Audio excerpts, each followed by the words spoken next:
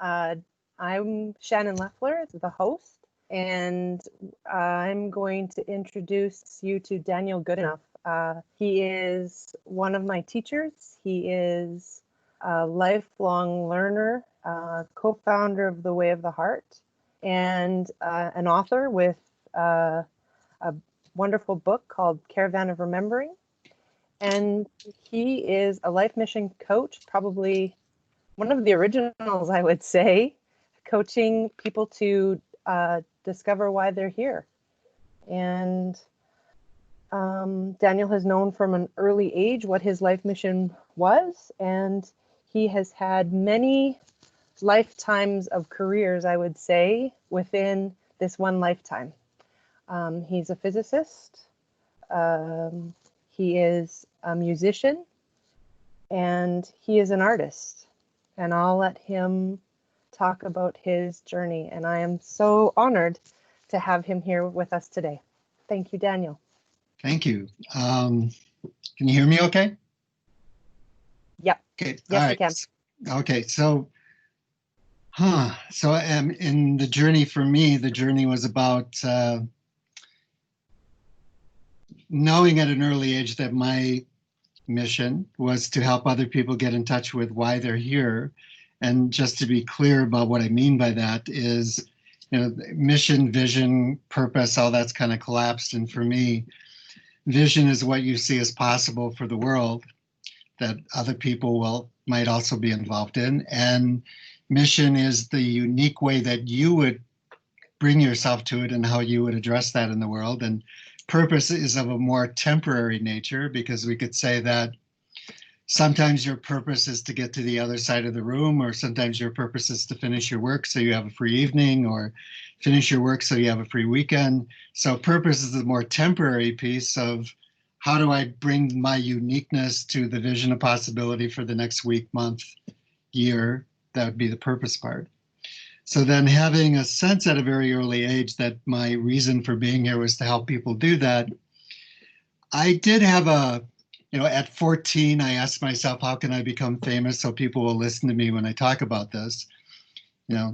That's logic of a 14-year-old, but that had me pursuing my career as a musician. And then I do have a fine arts degree as well. I've had a design studio. I did do the work as a scientist. I've had a number of things that I've done along the way to, let's just say in terms of a career event here, working on careers, that one of the things that leading economists will say that in our time, as you're entering the workforce now, you might expect to have to reinvent your career as many as 15 or 16 times over your lifetime. So then what are you going to base the ongoing reinvention of self now? And when I started out, what I'm doing now is not in a job category or a job catalog anywhere. So the reality is that for many of us, the reinvention itself might mean actually creating a job category, creating your career, inventing your career, and evolving your career. So what are you going to base that on? And let me say that I treat this a lot like a skill development thing. What I mean by that is if you were going to be an elite musician, there would be scales that would be called scales that you would practice every day. If you were an elite athlete, there would be practices to do every day. You may have heard the 10,000 hour thing, that it takes 10,000 hours of deliberate practice to be high level skilled at anything.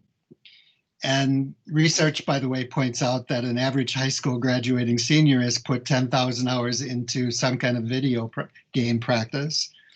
So if that's your career, good on you, because you've got a certain level of mastery already. But the point is, if it's skill development, then it means it's not some magical thing that lightning strikes and you go, voila, I know why I'm here. I mean, that could happen. I'm not discounting that. I'm just saying that you don't have to depend on some magical aha. That you could say that if you're willing to do the practice, if you're willing to show up consistently to the question, then everybody has a life mission and a vision and a purpose. Everyone has a way of identifying that. So just to give you some quick examples, if you asked If you just ask 3 questions for sure, why am I here?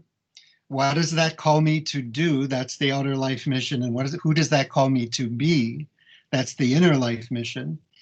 And then what you do changes who you are, which changes what you do, which changes who you are. And that's the interconnectivity between the what and the who.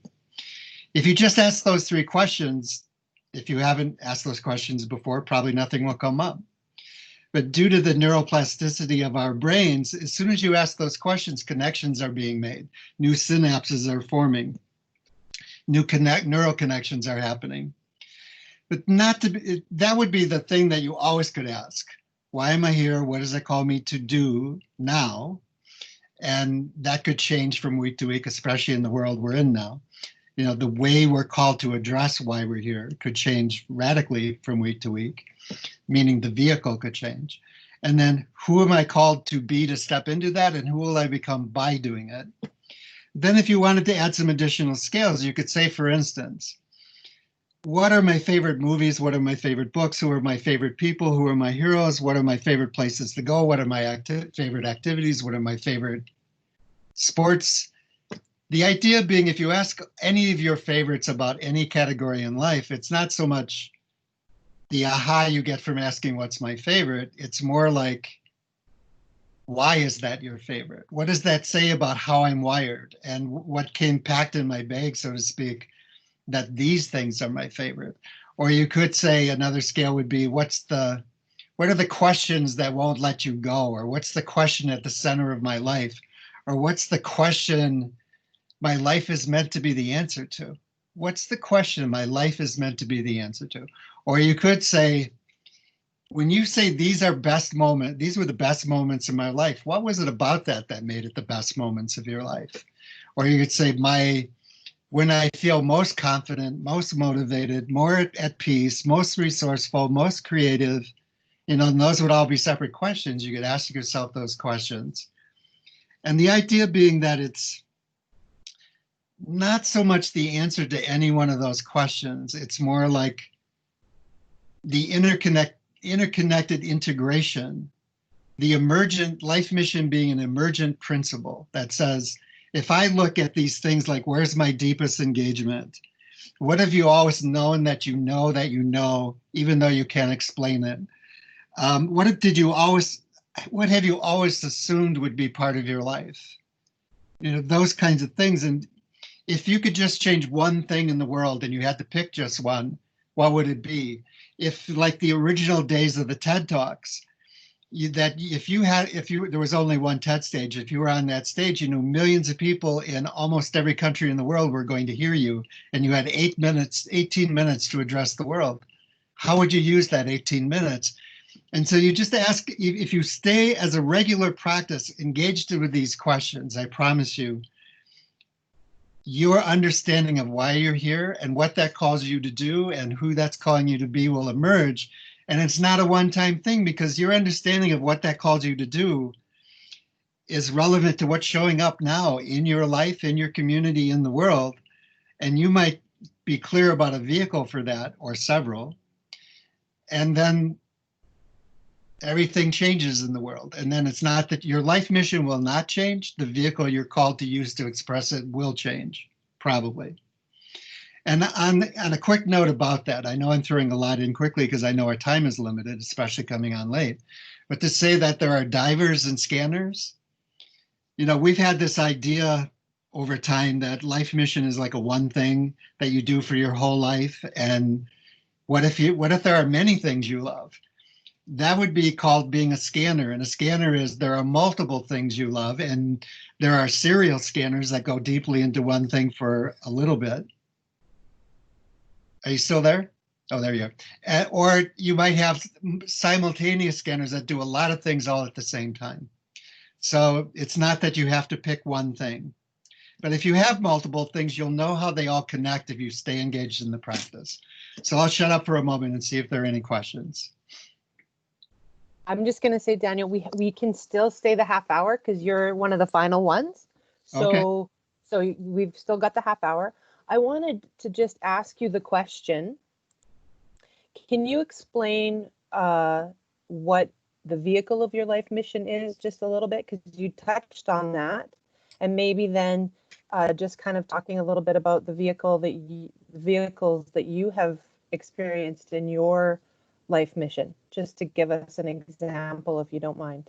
Well, if you said that you wanted to be a teacher of something, it might be that you could become a coach. It could be that you do webinars. It could be that you write a book and then you do seminars. Maybe you do in person. Maybe you do, we've now entered primarily almost exclusively digital. But the vehicle says, what is it's like you get in to go from here to another place, you get on a plane or you get in a car or you get on the subway or whatever, or, elevated, whatever it is. The vehicle just says, what's the transportation? What's the mode in which you're going to share? If you get, my life mission is to be an artist, then what the vehicle for that art might be, again, you might be a teacher of that art. It might be the gallery system. It might be now you might market that art over the internet totally without a gallery. It could be if you're an athlete.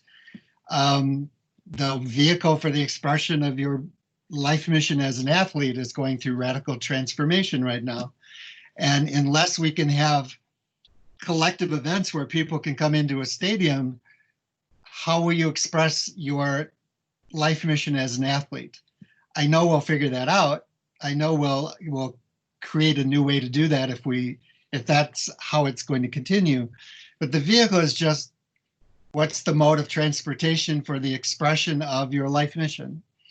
And you could say that there were vehicles of transmitting and sharing your life mission 6 months ago, 4 months ago, that are not viable right now. So you could say that I primarily did in-person groups, and now it's mostly virtual. Hello? Hello? Oh, hello? Hi there. Sorry, Daniel. I got called away talking with our tech guys again. Yeah, I think that answers the question. As we're coming into these new times, we're having to learn how to reinvent ourselves, right? And our vehicles are changing. So I'm just going to check to see. I don't see any questions in the chat right now. I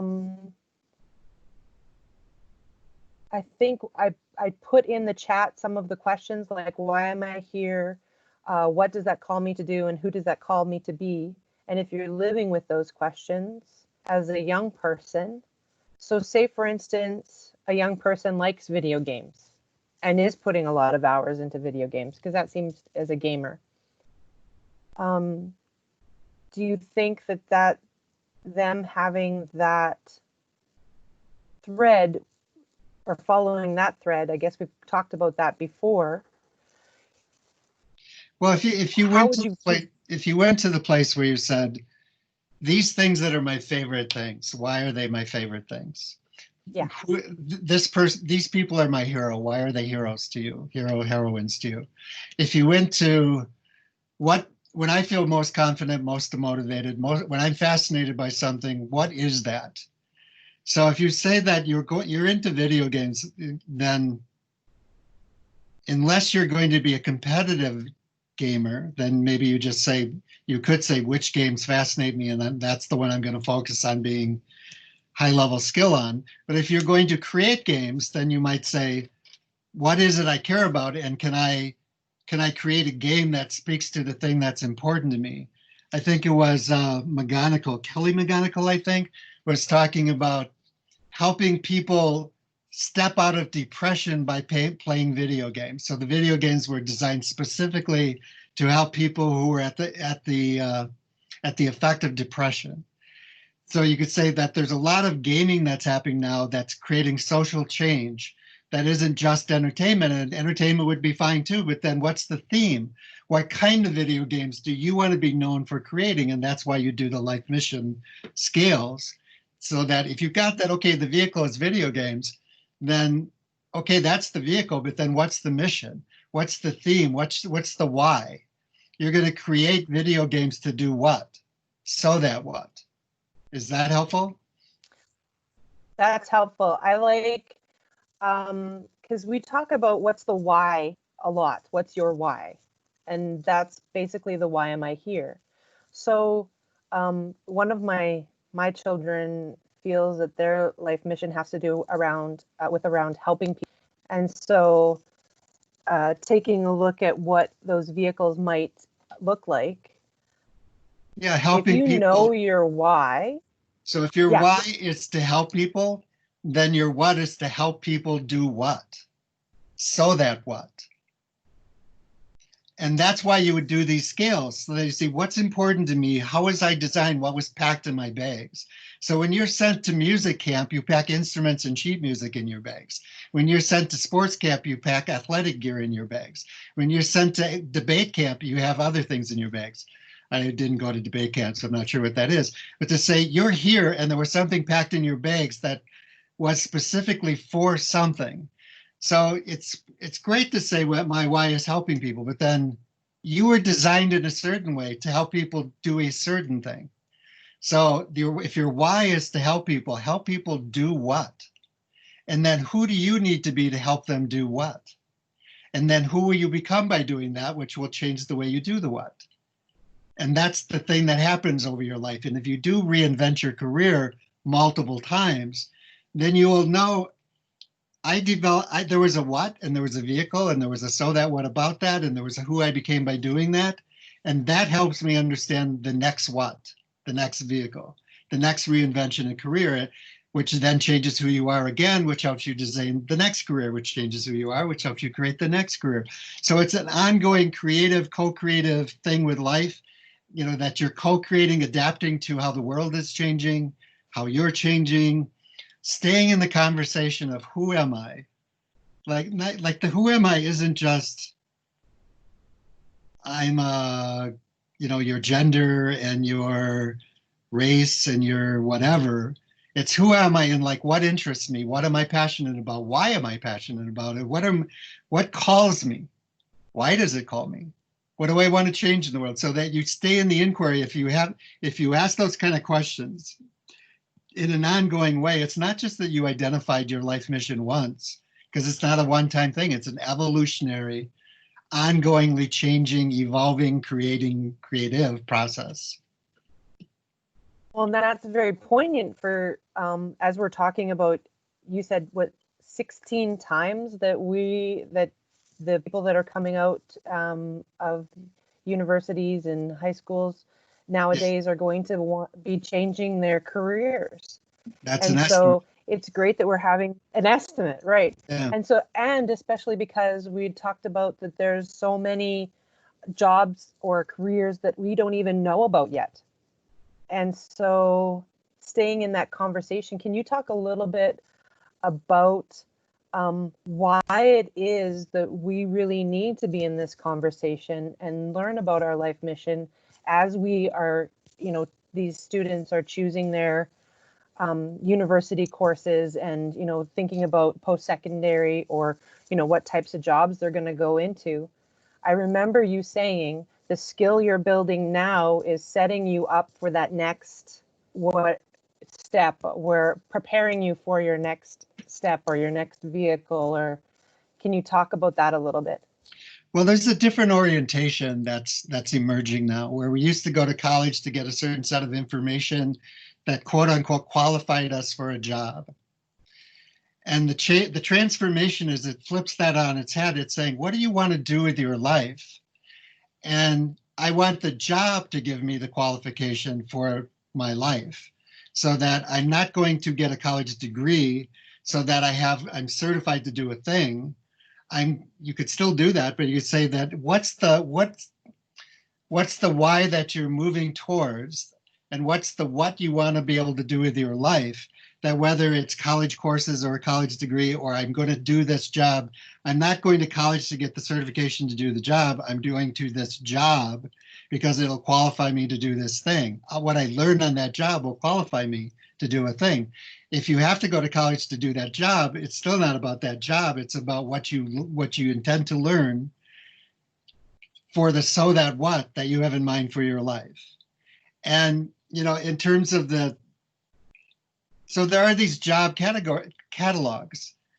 And I think it was the Nobel Prize winning economist Paul Pilsner who said that 90% of the jobs 10 years from now do not exist right now. So if you're looking in a job catalog, you won't find them. When I started and I said, I'm going to do this life mission thing, that was not like the whole personal growth, personal development industry. That came much later. So I caught up to it, or it caught up to me, or something. But the large part of my early search was, I have this thing I'm called to do. Now, how am I going to do it in the world? Because it's not a job out there. So the reality is that for most of us, we will be inventing our own work as a job category. We will create our careers. So it's not that, so if you're looking at college, you ask yourself, why am I here?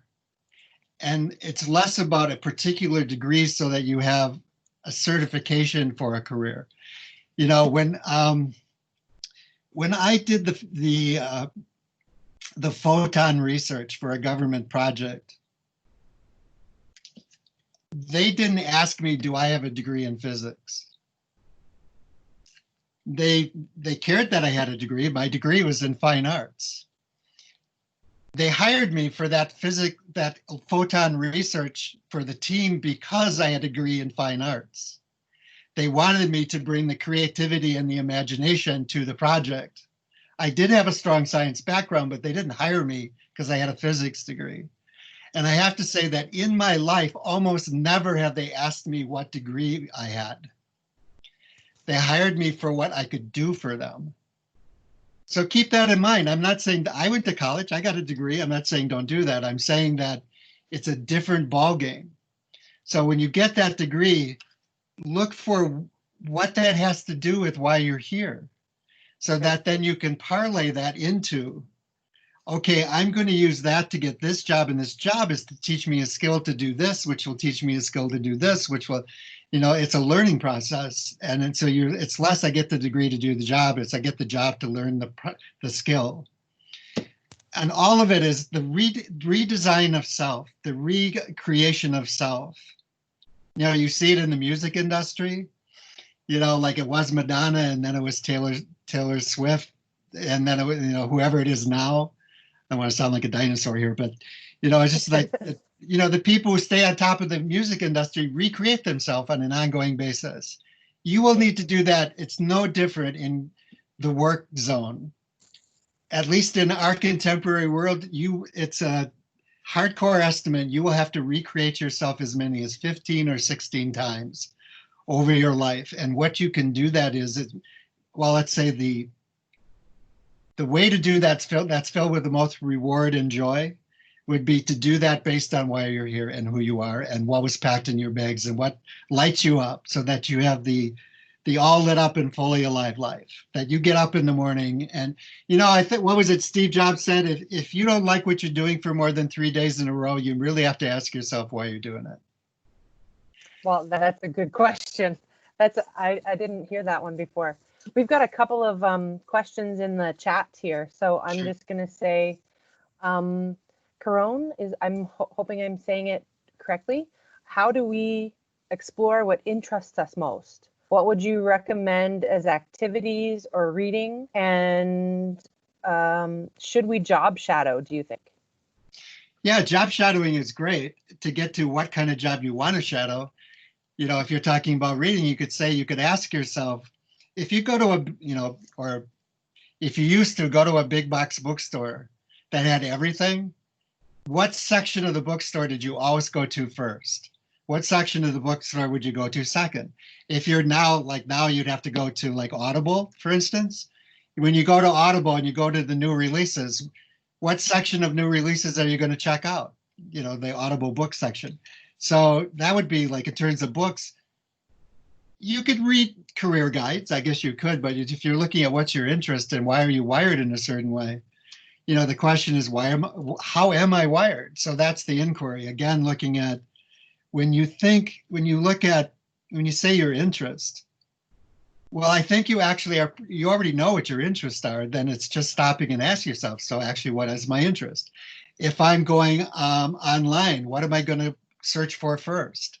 If I go to, um, if I went to Huffington Post or an aggregator of something where you have a lot of different categories, what category are you going to click on first habitually? And why are these, what are your favorite movies and why are they your favorites? Because we have adventure movies and comedies and mysteries and documentaries. And if it was documentaries, what kinds of documentaries would you explore? And if it's adventure movies, what kind of adventure movies and which ones and why? So it's just asking you if the things you're drawn to in life, which ones are they? Start writing them down and then ask yourself for in each case, why is that something that calls me or interests me or is my favorite? Because that will tell you how you're wired. And then I'll just stay present to that a lot. And you will find that what that's pointing to will be an emergent thing. And by emergent, if you have 999,999 molecules of H2O, you do not still have water. Add one more molecule of H2O and now you've got water. Water is not H2O. Water is an emergent thing that happens that doesn't happen until you have 1,000,000 molecules of H2O. Then you have water.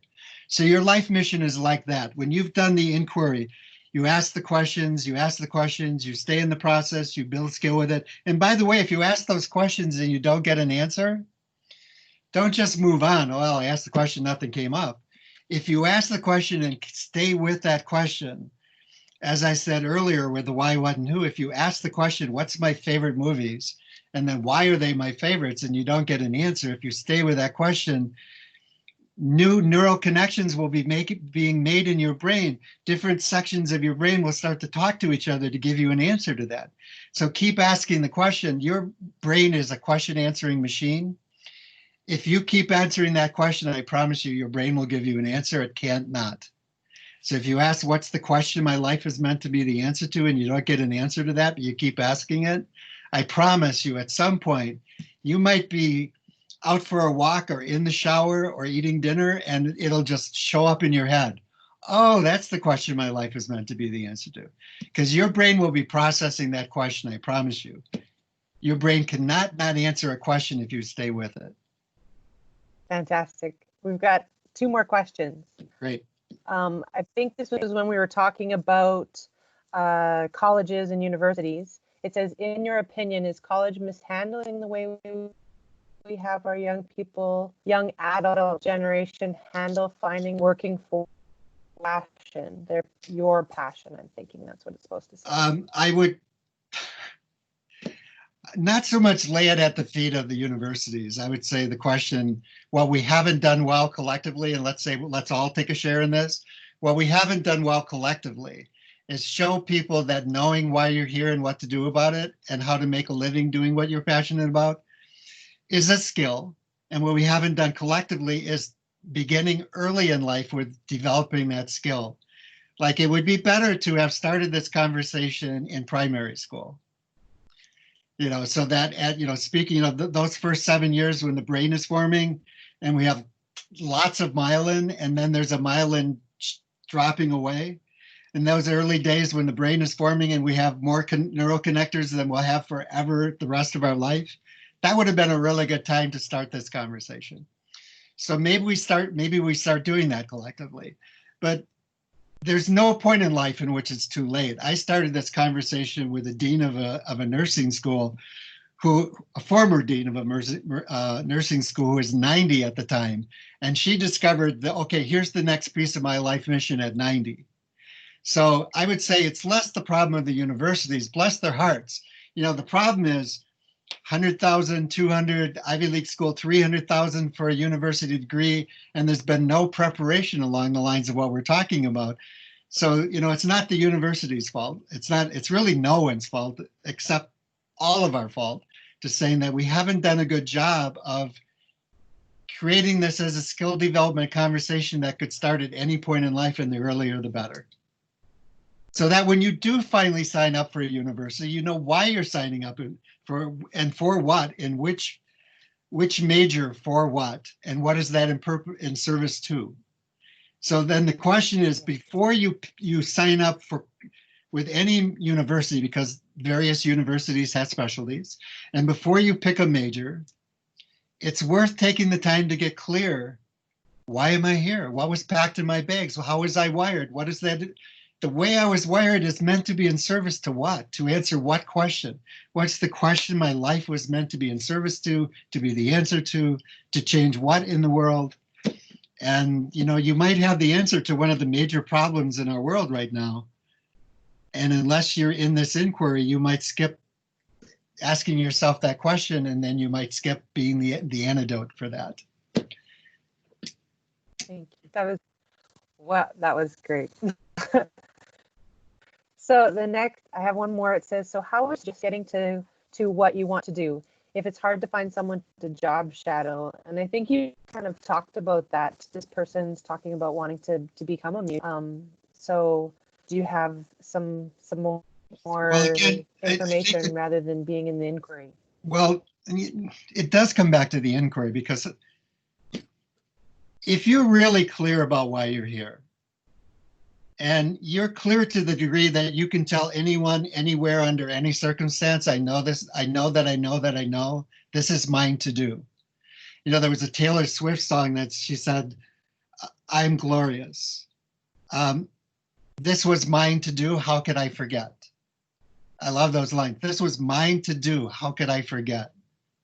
And when she remembered that it was hers to do, she remembered that she was glorious. When she forgot that, she forgot that.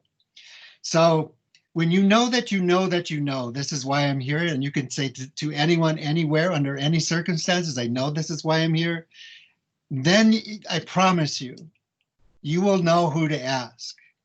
And when you ask them, if you absolutely know, and they can tell by the tone in your voice and the look in your eyes, they will respond. There was a very, very, very famous physicist who, upon retiring, was asked, what's your biggest regret upon retiring? And he said that no one asked me.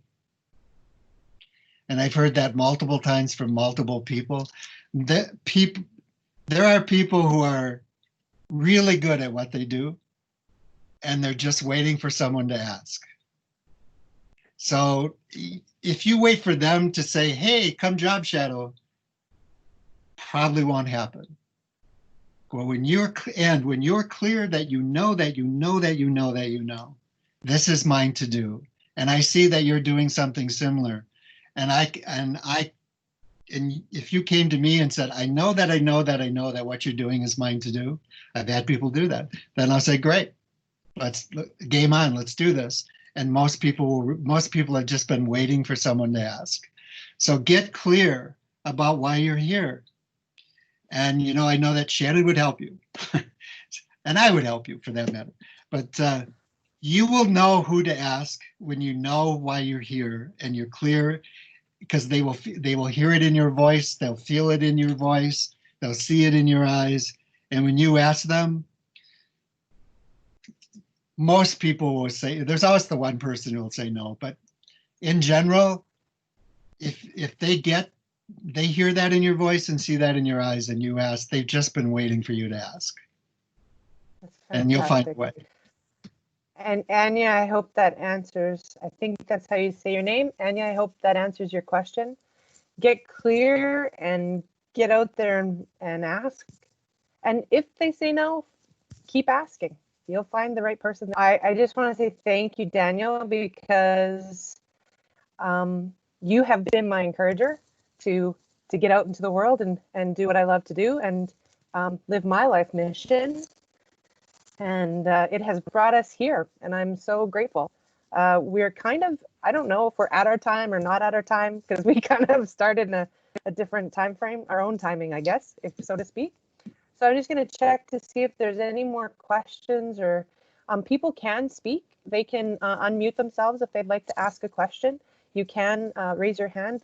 Great that the chat box has been going. I hope this has helped some of you get more clear on what it is you're here to do, and that life mission is not just about your career, it is about your whole life, and that there's a lot of inquiry and it doesn't stop. Not until you leave this bodysuit, as Daniel would say, and then even then, you're continuing with your life mission. And the power's in the question, not the answer. Yes, a good empowering question. That's right. So, are there any other questions out there? As I said, thank you very much for those that have asked the questions in the chat box.